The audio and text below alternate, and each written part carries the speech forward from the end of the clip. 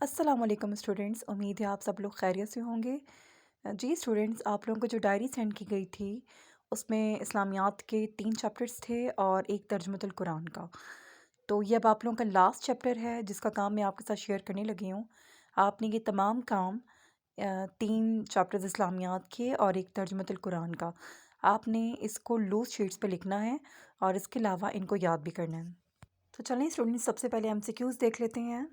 M C cues آپ لوگوں کے بک کے پیج نمبر 89 پہ ہیں اور سامنے میں نے اس کے جو کریکٹ آنسر ہے وہ مارک کیے ہوئے ہیں، آپ دیکھ سکتے ہیں students. First M C Qs ہے کہ حضرت انس رضی اللہ عنہ کی کنیت ہے ابو حمزہ۔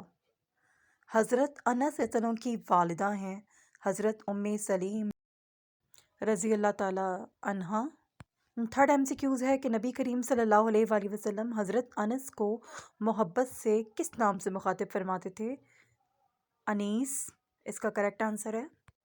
فورتھ ایم سی کیوز، حضرت انس بن مالک رضی اللہ عنہ کو کمال حاصل تھا علم حدیث میں۔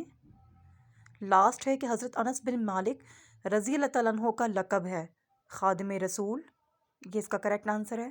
جی اسٹوڈنٹس، اب آپ شارٹ کوشچنز دیکھیں۔ شارٹ کوشچنز جو ہیں وہ پیج نمبر 89 پہ موجود ہیں اور آپ کو سامنے اسکرین پر بھی نظر آ رہے ہوں گے۔ اب میں آپ سے ان شارٹ کوشچنز کے آنسر شیئر کرنے لگی ہوں۔ فرسٹ شارٹ کوشچن ہے کہ حضرت انس بن مالک رضی اللہ تعالیٰ عنہ کا مختصر تعارف بیان کریں۔ آپ رضی اللہ تعالیٰ عنہ کا نام انس، کنیت ابو حمزہ اور لقب خادم رسول ہے۔ آپ کی والدہ حضرت ام سلیم رضی اللہ تعالیٰ عنہا ہیں۔ سیکنڈ شارٹ کوشچن ہے کہ حضرت انس بن مالک رضی اللہ تعالیٰ عنہ نے کتنے سال نبی کریم صلی اللہ علیہ وآلہ وسلم کی خدمت کی؟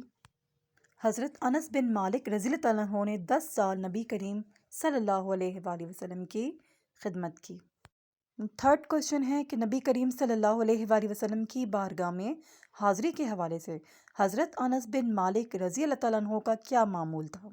اس کا آنسر ہے کہ آپ رضی اللہ عنہ کا معمول تھا کہ فجر کی نماز سے پہلے در اقدس پر حاضر ہو جاتے اور دوپہر کو اپنے گھر واپس آتے، ظہر کے وقت پھر حاضر ہوتے اور عصر تک رہتے، نماز عصر پڑھ کر اپنے گھر کا رخ کرتے۔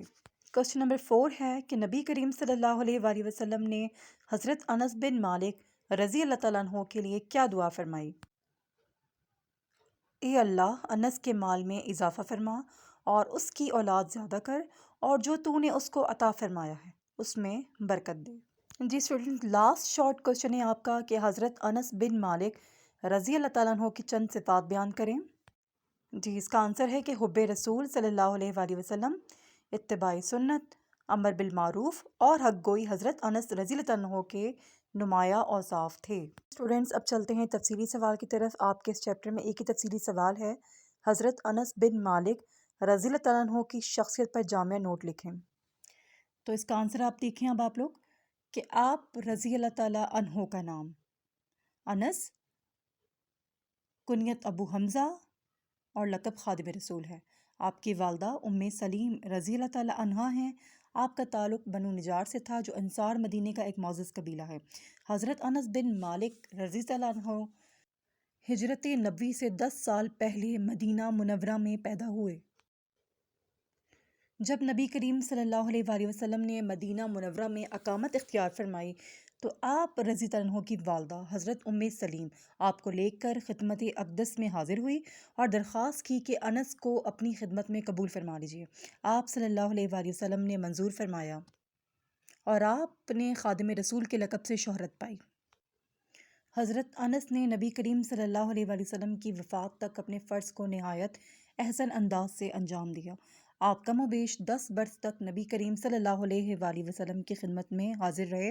آپ کا معمول تھا کہ فجر کی نماز سے پہلے در اقدس پر حاضر ہو جاتے اور دوپہر کو اپنے گھر واپس آتے، ظہر کے وقت پھر حاضر ہوتے اور عصر تک رہتے، نماز عصر پڑھ کر اپنے گھر کا رخ کرتے۔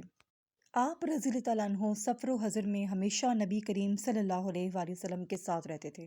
نبی کریم صلی اللہ علیہ وآلہ وسلم آپ کو محبت سے انیس کہہ کر مخاطب فرماتے۔